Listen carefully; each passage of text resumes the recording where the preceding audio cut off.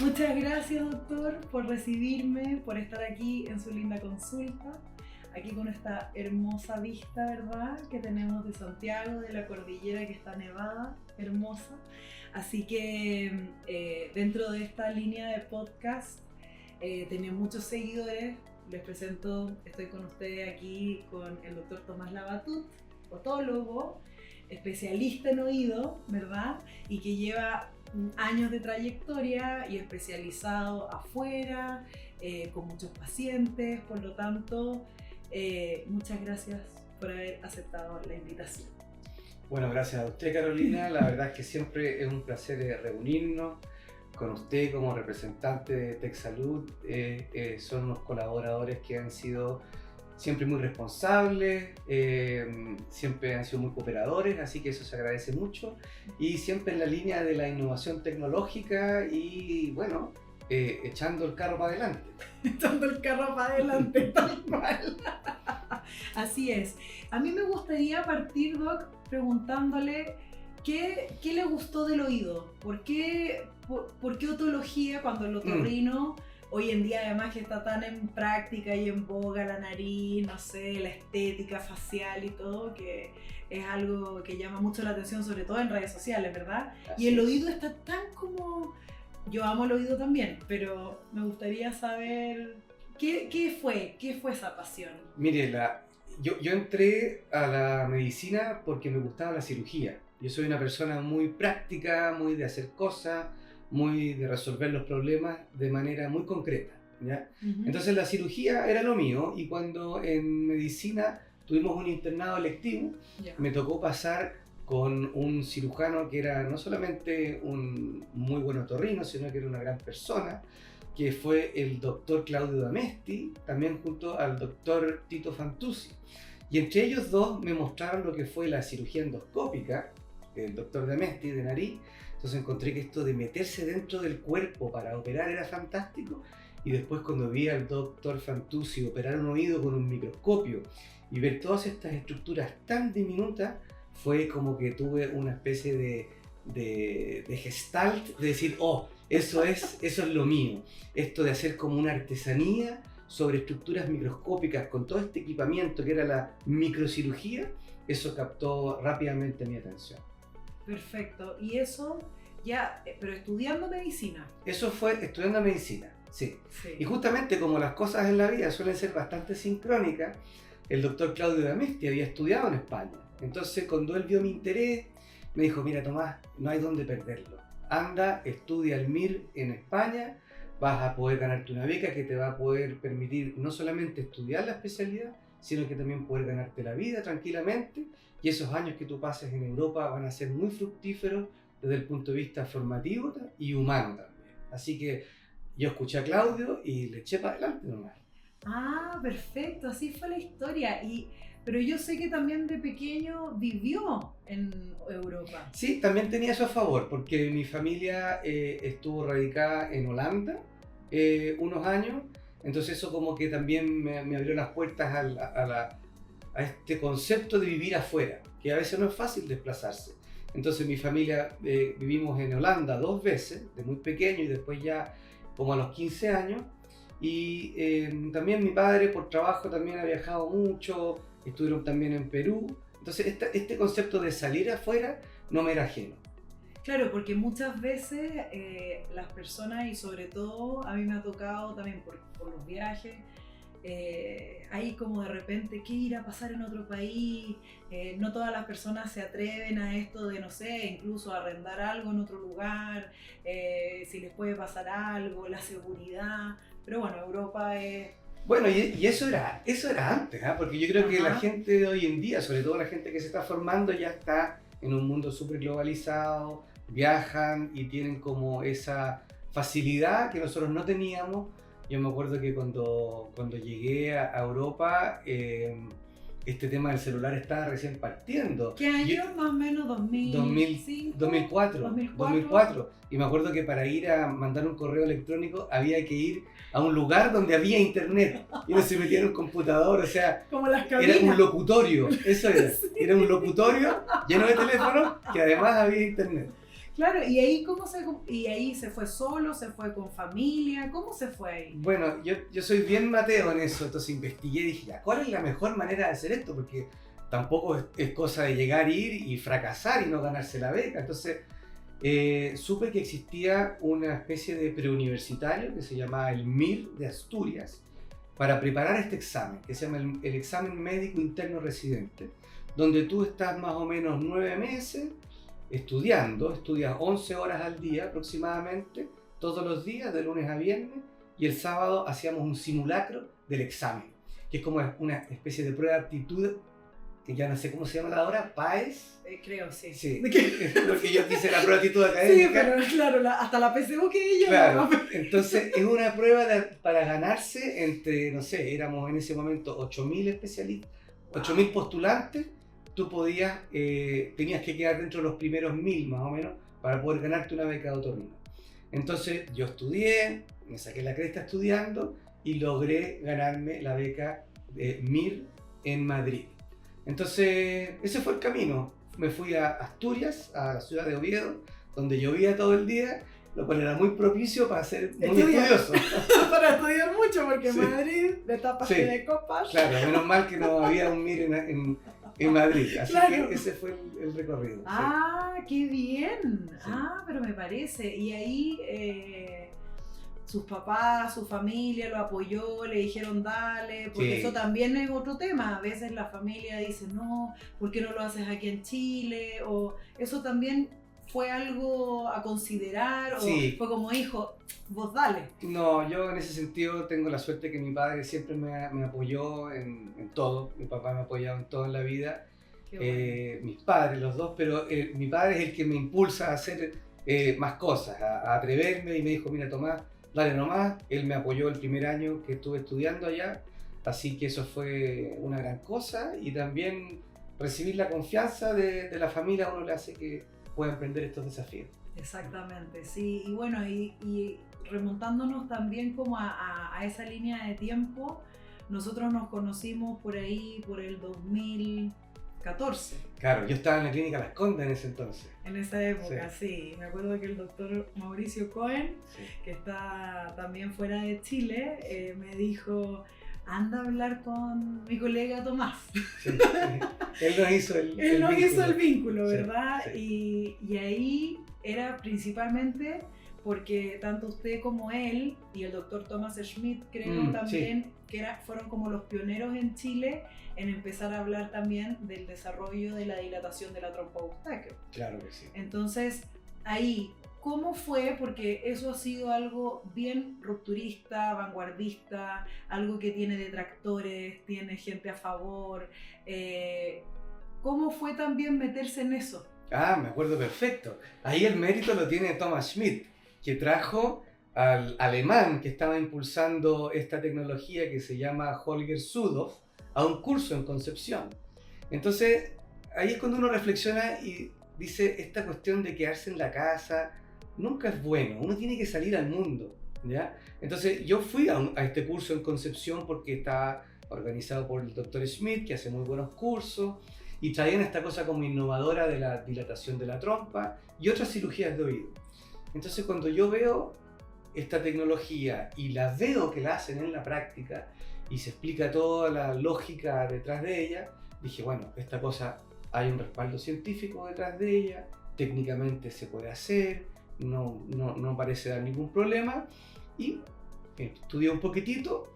Al poder verlo, yo lo pude hacer en mi práctica clínica, y después también pudimos ir al primer simposio mundial de la trompa de Eustaquio, lo cual terminó un poco como consolidando el conocimiento y la práctica que había para respaldar este procedimiento novedoso.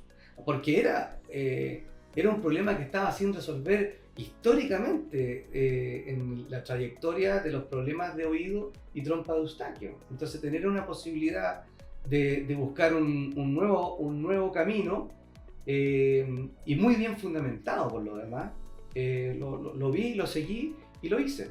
Y ahí, para las personas que nos escuchan, que a lo mejor esto puede ser un poquito como estamos hablando en chino mandarín. ¿Cómo aterrizamos estos problemas de la trompa de Eustaquio? ¿Qué cosas debería entender para venir a consultarle, por ejemplo? Mira, o en Concepción al doctor Tomás Schmidt. O... Sí, mira, hoy en día yo creo que las personas se pueden familiarizar con los problemas de la trompa de Eustaquio entendiendo que el oído respira por la nariz. Y yo creo que en Chile, como somos un país montañoso, no hay nadie que no tenga experiencias con los cambios de altura, ya sea desde Santiago a la playa o de, ¿cómo se llama?, de la zona central a la cordillera. Entonces, sobre todo cuando uno hace un descenso de altura, tiene que salir aire desde el oído a la trompa de Eustaquio, porque el oído medio es una zona como semi-permeable, semi-ventilada. Tiene una ventilación y tiene una válvula. Y esa válvula que deja entrar y salir aire por los cambios de presión, a veces deja de funcionar. Entonces tenemos los problemas más frecuentes, que son los problemas donde la trompa está mala por alergias, por rinitis, por contaminación. Después tenemos los problemas donde la trompa no funciona porque hay grandes desafíos de cambios de altura, como son los pilotos, las azafatas, los buzos, donde ahí hay un tema un poquito más mecánico. Y después tenemos los problemas que vienen de la infancia, que fueron las personas que tuvieron mucho resfrío, donde quizás eso estaba muy vinculado a una alteración más constitucional de la trompa de Eustaquio. Esas son las tres grandes áreas de problemas de trompa de Eustaquio que terminan dando problemas de oído medio y de tímpano. Entonces, cuando una persona no puede hacer la maniobra de Valsalva para descomprimir el oído, ya sea cuando está cambiando de altura o tiene mucha rinitis y mucha congestión y se trata y el oído aún sigue tapado, es cuando esa persona tiene que consultar. Perfecto, y esto impacta también a la larga en una pérdida auditiva, en pérdida de la calidad de vida, en que suben mucho la televisión, por ejemplo, los niños, ¿verdad? Bueno, todos los problemas de la trompa de Eustaquio a largo plazo van a producir una alteración en el oído medio y una alteración en el tímpano. Todas las alteraciones de oído medio y tímpano van a producir progresivamente alteración de la audición. Que en el fondo voy a aprovecharme de esto que veo famoso aquí, dibujo. El famoso dibujo de la anatomía del oído, ¿verdad? Oye, esto lleva con nosotros mucho tiempo. ¿Sí? Y tiene varias versiones. ¿Ah, sí? Este lo tenemos que cambiar porque ya está un poquito desflecado. Pero en el fondo, para que las personas entiendan y después podemos poner en el video una imagen, ¿verdad? Sí. Los huesecillos son como una monedita de 10 pesos, ¿no? Mira, yo voy a aprovechar de dibujar. No, pues son más pequeños todavía. Más pequeños. Claro, mira. Porque en el fondo las personas no imaginan lo que es. Claro, yo creo que, no sé si se va a ver muy bien esto, no, pero después lo acercamos. Pero hay unos videos en mi Instagram donde yo ocupo mucho este dibujo porque es un dibujo que afortunadamente tenemos la suerte que las personas lo tienen internalizado desde el colegio. Sí. Donde a uno le hacen dibujar la oreja, el conducto, el tímpano, martillo, yunque y estribo y después el caracol. Porque entonces, aquí se pone el cerumen, meten el cotonito. Efectivamente, aquí hay unos pelitos, aquí se genera cerumen, que es normal. Aquí tenemos el tímpano, que es una membrana muy finita que se engancha con el martillo. Entonces el sonido viene chocando con las paredes, impacta en el tímpano. Entonces el tímpano real no tiene más o menos 1 centímetro o un poquitito menos. O sea, es muy chiquitita la membrana. Es muy pequeñito. Y esta membrana se ancla al martillo, que tiene un mango y tiene una cabeza. ¿De acuerdo? Entonces el martillo real es como una cosita así y así. No es más que eso. El yunque se conecta con el martillo y con el estribo. ¿De acuerdo? Entonces el yunque tiene su cuerpo y después tiene su prolongación hacia acá. ¿De acuerdo? Y esto incluso me está quedando un poco grande. Y el estribo tiene aproximadamente 4 milímetros y se conecta con el oído interno. Un estribo. El oído interno también, que nos han preguntado ¿sí? mucho por Instagram y nosotros derivamos a los pacientes, no tiene solamente que ver con la audición, sino que también con el equilibrio. Sí, ya vamos a hablar de eso. Porque eso es muy importante. Lo que les decía, el estribo tiene unos 4 milímetros, chiquitito. Ahí me quedó un poquito grande, y es donde se generan los problemas de la otosclerosis. ¿Ya? Entonces aquí Perfecto. tenemos problemas de perforación de tímpano, problemas de la cadena por infecciones, y otitis y problemas de otosclerosis con el tímpano. Y el caracol es esta estructura que está involucrada en la audición, porque tiene todos los órganos auditivos que se conecta con el nervio auditivo, y tenemos la zona del equilibrio o laberinto posterior, donde se genera el vértigo de Meniere. Y también hay otros cuadros de los otolitos y Sí, problemas de vértigo como la laberintitis. que la gente cuando le hacen los reposicionamientos, ¿verdad? Exactamente, las maniobras de reposición. Va a quedar ahí y después le vamos a sacar una fotito, porque en el fondo la idea es poder educar, y desde ahí también quiero mencionar que cuando fue la pandemia, Ah, sí.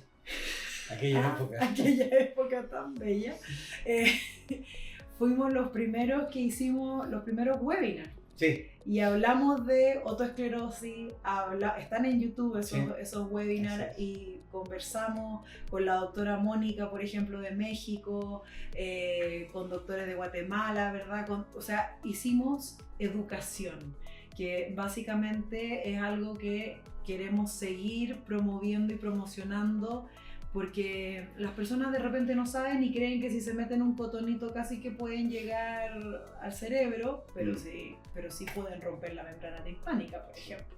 Sí, yo creo que los doctores tenemos esto como bastante natural, esto de enseñar, de hacer docencia.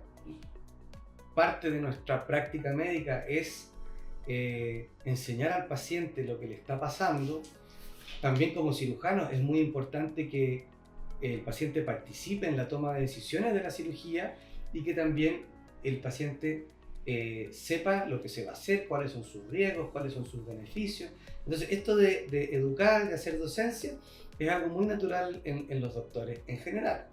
Y también con nuestros mismos pares, nosotros tenemos que transmitir el conocimiento, ¿ah? Porque la cirugía sobre todo es una práctica. Yo me acuerdo de también un doctor muy querido, el doctor Mura de Otorrino, que falleció hace un tiempo, también un gran cirujano. Me decía, esta cosa es artesanía, me decía, esta cuestión es tacto, son manos.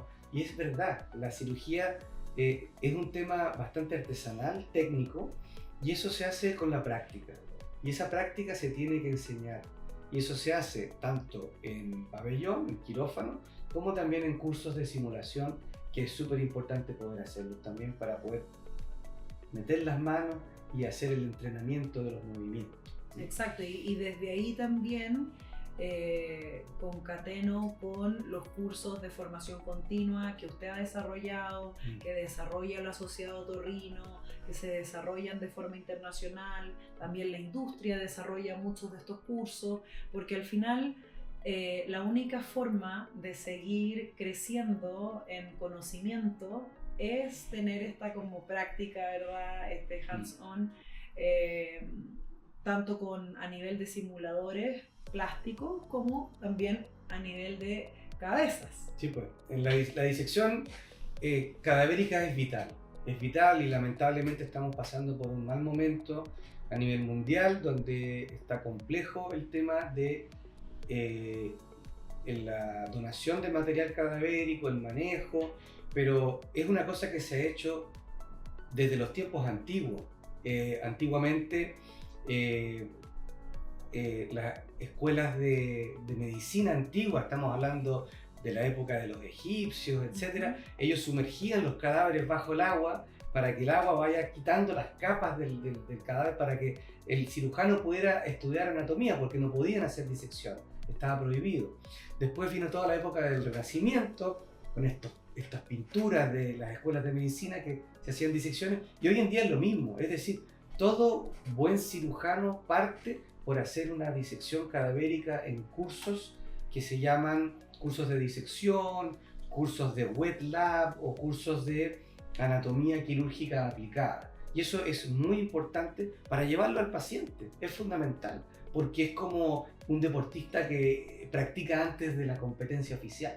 Exacto, y eso es sumamente importante, porque muchas veces no todos los médicos o no todas las personas en cualquier tipo de profesión, no solo medicina, se mantienen en constante actualización. Sí. Y eso es sumamente importante porque cambian las técnicas, cambia el instrumental, cambian los dispositivos, ¿verdad? Sí. En el caso de la audición, los implantes cocleares, los audífonos, los de osteo integrado, o sea, al final tener como este abanico de soluciones pasa también por salir, conocer, sí, conversar. Eso es lo que hablamos al inicio, o sea, esto se llama la formación continua, ¿ya?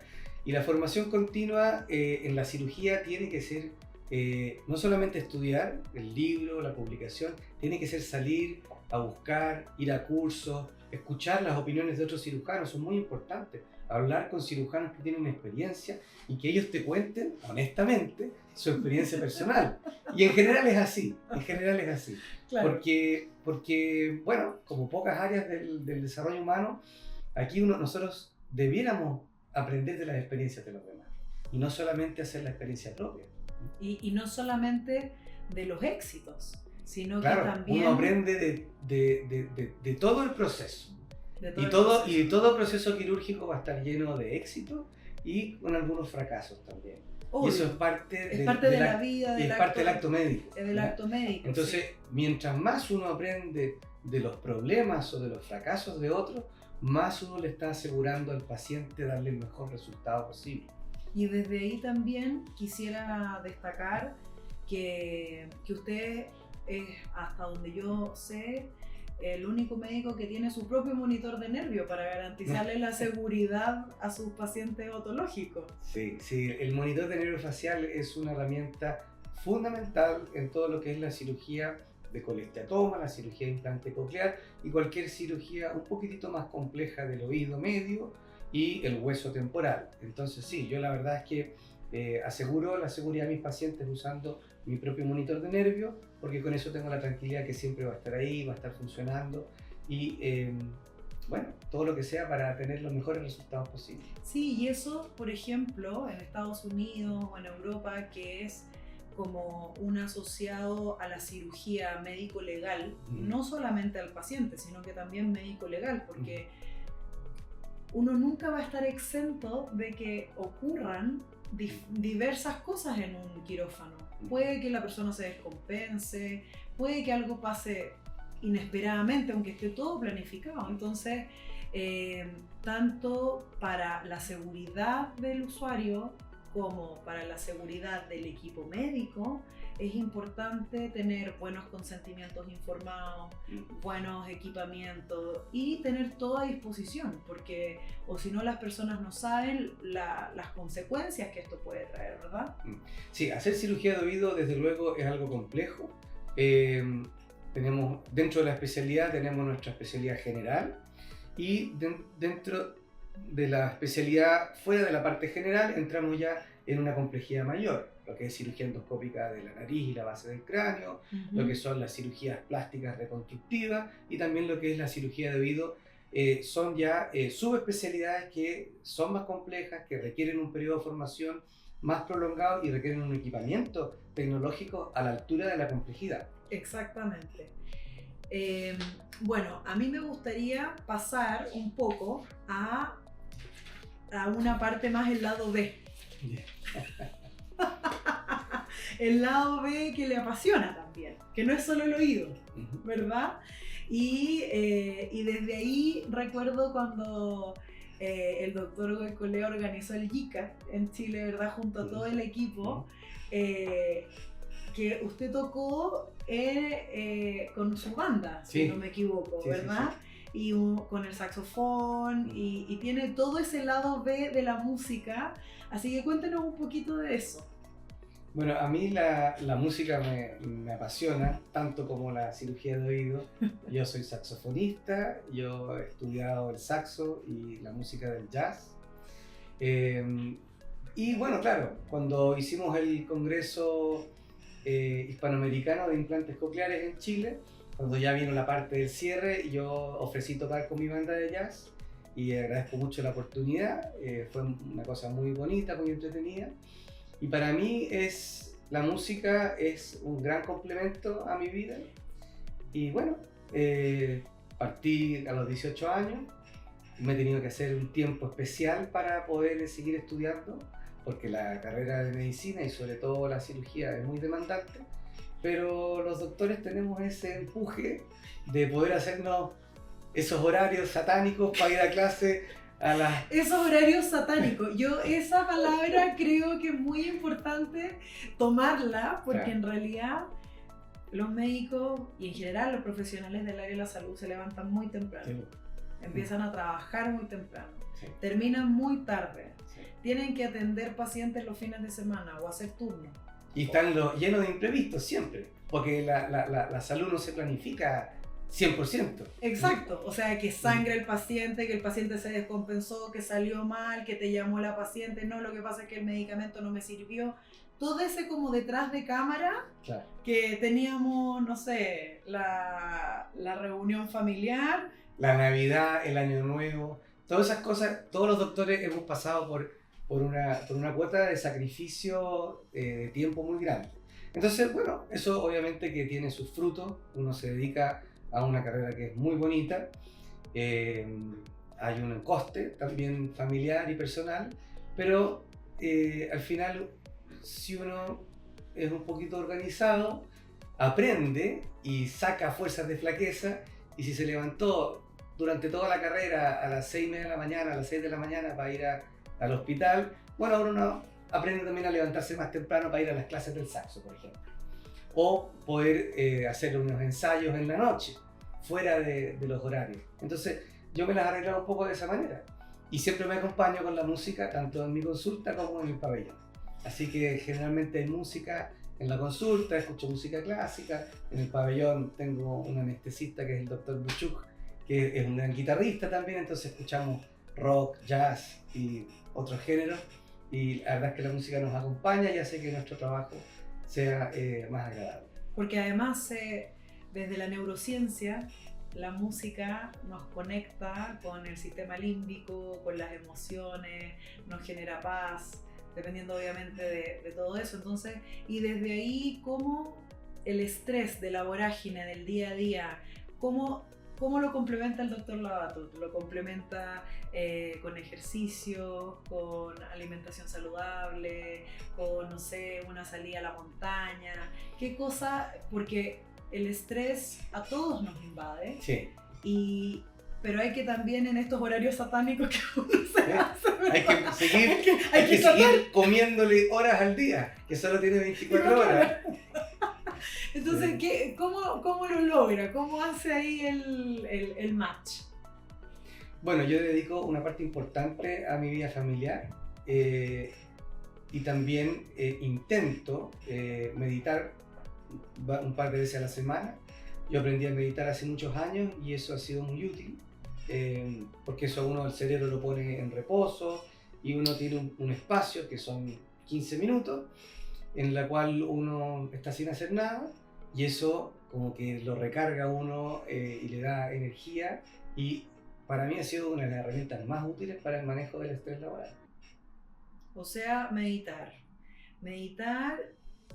tocar música, compartir con la familia.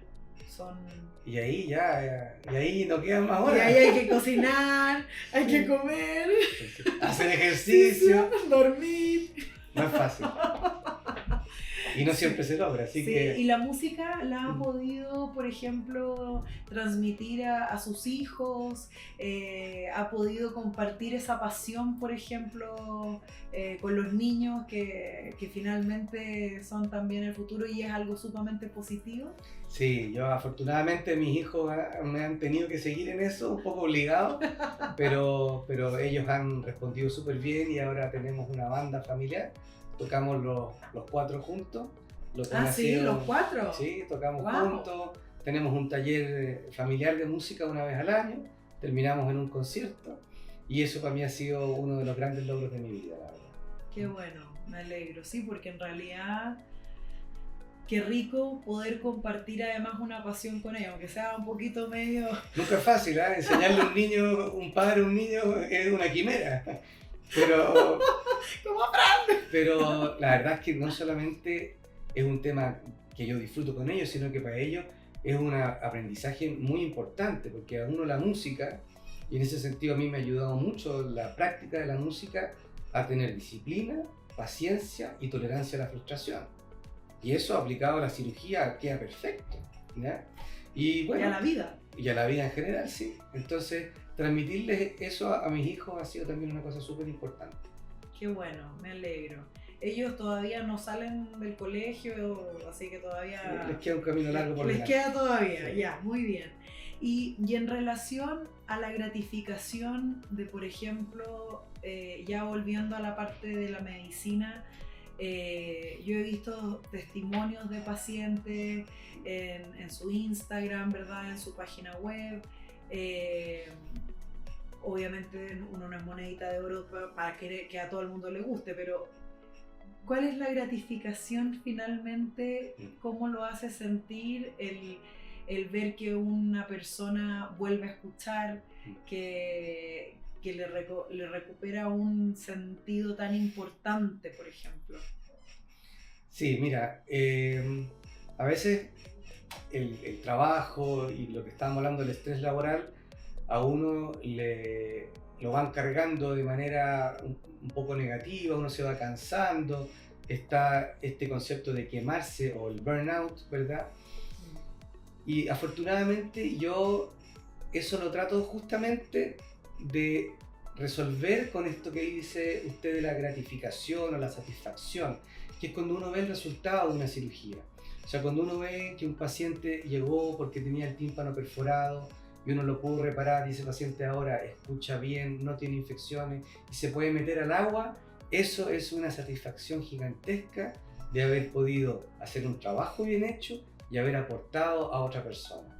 Y así uno va sumando una cirugía de otosclerosis que uno operó y el paciente recuperó la audición, un implante coclear de un paciente sordo profundo que te dice, mira, yo me estaba aislando, no me estaba dando cuenta y ahora puedo participar. Entonces son todos esos pequeños logros que se van sumando y hacen que uno se sienta una persona muy plena en su trabajo. Y ahí también he escuchado, y me consta porque lo he visto, que lo categorizan o lo ven como un médico cercano, que explica, que se da el tiempo, que muchas veces de repente también hay lugares donde la consulta es muy rápida, ¿verdad? Ahí también le brota como toda esa parte que no todo el mundo hoy la ve ni la encuentra, que es esta parte como de, sí, el médico conectó conmigo. Hay días que uno puede conectar más o menos, pero en general está eso de poder conectar empáticamente con el dolor del otro. Sí, sí, sí.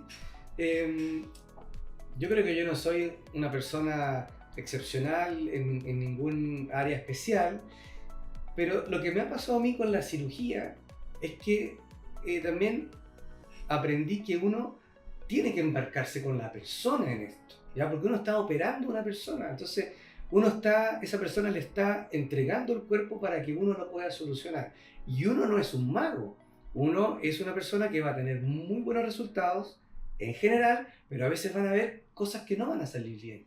Entonces, yo como filosofía de trabajo intento conectarme con la persona para que los dos entendamos lo que estamos haciendo, para que los dos estemos dispuestos a asumir y celebrar esos buenos resultados y también estar acompañándonos juntos en esos malos resultados y dándonos apoyo mutuamente, porque uno como cirujano, cuando uno tiene un mal resultado, uno sufre por el paciente, uno está conectado emocionalmente con la persona que uno opera, entonces esa conexión emocional, esa explicación que uno hace, eso crea un vínculo, que es esta relación médico-paciente que tiene que existir muy afiatada en el caso de la cirugía, que a mí me ha impulsado a buscar eso con todos los pacientes de la mejor manera que se puede. A veces se logra muy bien, otras veces más o menos, y a veces no se logra, pero hay que intentarlo. Claro, a veces no hay feeling. Sí, a veces no hay feeling y uno intenta ser lo más profesional posible, ¿no? Sí, es verdad eso. Pero en general aquí uno está tratando en un área muy humana, es decir, hay un paciente que llega con un problema que es grande, no es menor, viene a operarse. uno lo tiene que llevar a pabellón, pasan cosas en pabellón, después viene el postoperatorio, uno le va a hacer varias curaciones, es decir, empieza una relación médico-paciente que no es menor en el tiempo.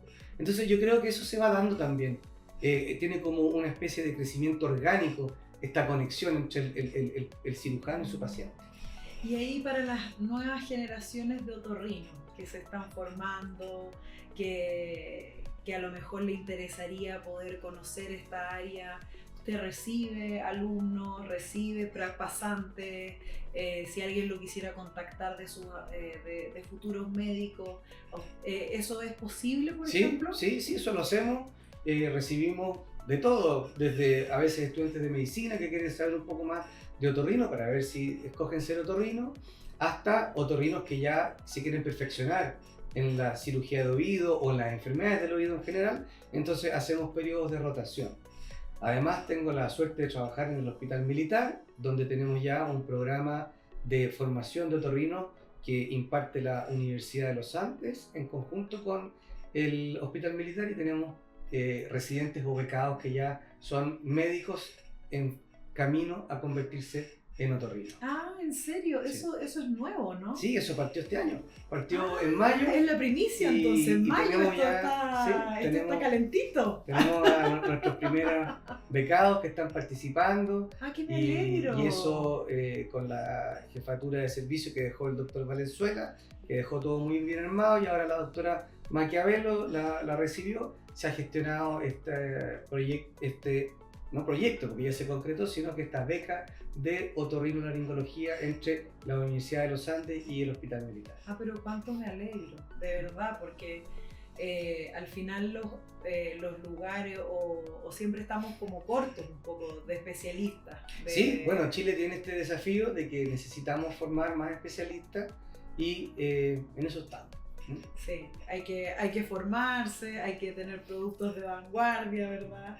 Y hay que finalmente seguir adelante. Y bueno,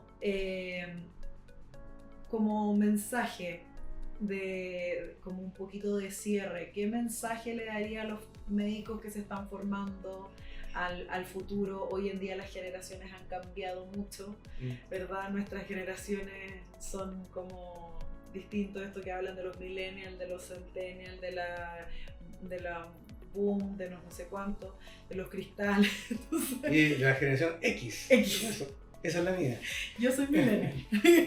X millennial, sí, es verdad.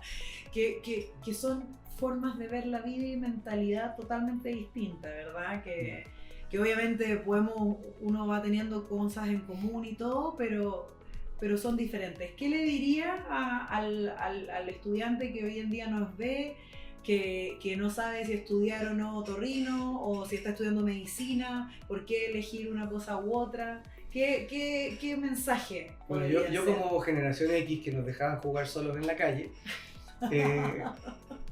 yo les diría, sin una tele y con muy poca pantalla, yo les diría que sobre todo se atrevan a correr ciertos riesgos controlados, que se atrevan a hacer cosas, porque a veces la sobreinformación y la sobreplanificación paraliza. Entonces, primero que nada, busquen hacer cosas, busquen adquirir experiencia. Sobre todo la gente que está pensando en qué especializarse, vayan a conocer a un especialista. Y los otorrinos que están en formación, vayan a conocer a los subespecialistas, vean lo que están haciendo y tengan la mentalidad de ponerse en contacto, buscar experiencias nuevas y poder después incorporarlas a una práctica. Porque también se ha visto mucho eso, que hay generaciones con muchos estudios y muchos diplomas que después no ponen las cosas en la práctica. Entonces siempre es bueno mantener un equilibrio entre el conocimiento que se adquiere y cómo se lleva a la práctica, porque no hay que perder de vista que los doctores estamos aquí para crecer profesionalmente, para entregar un servicio a los pacientes. Sí, porque al final me quedo con todo eso, lo encuentro un muy bonito mensaje, pero el terreno, como que en la cancha se ven los gallos, o sea, uno puede estudiar y estudiar y estudiar, y hay muchas personas que tienen doctorado, magíster, o el postdoc, o el postfellow, o el fellow del fellow, pero al final no tienen tanto manejo en el día a día con los pacientes o con la realidad o con la realidad de un hospital, porque también la práctica privada y la realidad pública es diferente, ¿verdad? Entonces coincido totalmente y creo que hay que atreverse, hay que investigar, hay que conversar, hay que tocar las puertas. Que creo fielmente en eso, así que muchas gracias por este mensaje, muchas gracias por el tiempo que nos ha brindado. No sé si le gustaría conversar. El Instagram, ¿dónde lo podemos ubicar? Eso es muy importante. Bueno, a diferencia de antes, ahora lo que más la lleva parece que es el Instagram, más que la página web. Entonces yo tengo un Instagram que es Dr. Labatut Oídos. Y también tengo una página web que es drlabatut.cl. Así que ahí están todas las redes para poder ponernos en contacto. Y bueno, la idea es involucrarse, tanto los médicos como las personas. Si tienen algún problema, busquen una solución. Y ahí ya tenemos Instagram, tenemos LinkedIn. Hay LinkedIn también. También. Sí, también hay LinkedIn. Ya, tenemos. ¿Hay TikTok? No, eso no. Y eso no lo va a ver. Bueno, ahí yo lo puedo asesorar con eso. Yo creo que hasta ahí lleguemos. Hasta ahí llegamos, ok. No, pero los reels de Instagram sirven para TikTok en todo caso. Ya, tenemos redes sociales, Facebook. También está. También, sí, o sea, ya sí, hay hartas sí, cositas. Sí. Formas de contacto. Bueno, a través del Instagram nosotros tenemos todos nuestros teléfonos de nuestro asistente, la dirección de la consulta, el correo electrónico y también en la página web hay estas cosas como para escribir, cuadros de diálogo de contacto. Así que no, la verdad es que si una persona quiere contactarse con nosotros solamente tiene que entrar a internet y como quiera, ya sea Instagram, Facebook, página web, nos va a poder encontrar y mandar un correo, mandar un WhatsApp al celular del asistente y poder concretar una cita.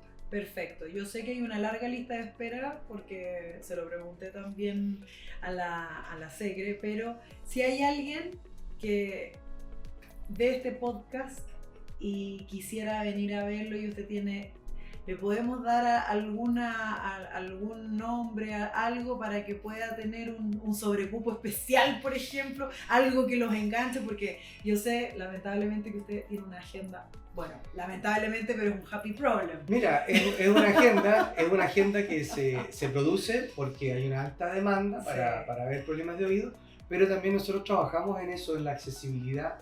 Y nosotros cada vez que una persona tiene un problema de cirugía de oído, que es algo que se va a tener que priorizar, cuando ellos le manifiestan al asistente o cuando escriben un correo indicando un motivo que necesita cirugía, nosotros tenemos un sistema de filtro y les damos una prioridad. Perfecto, sí. Ya, eso es importante porque o si no, hay personas que pueden decir no tengo para cuándo. No, pero es un tema que nos ha pasado y hemos pensado en eso y hemos priorizado. Y tenemos palabras clave y tenemos un sistema que a las personas que requieren de una atención más prioritaria le damos un sobrecupo y eso se gestiona. Perfecto. Entonces, solo tienen que contactarse, solo tienen que dejar los mejores reviews también aquí en YouTube para poder seguir. ¿Está en Google? Sí, estamos en Google. No, estamos en todos lados, todas partes, menos en TikTok.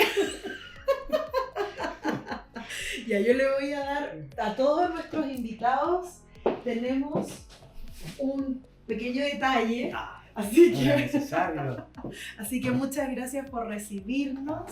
Muchas gracias. Es algo para usted, así que muy bien. una cosa, un detalle. Así que muchas gracias, ha sido un placer y bueno, muchas gracias a todos los que nos siguen.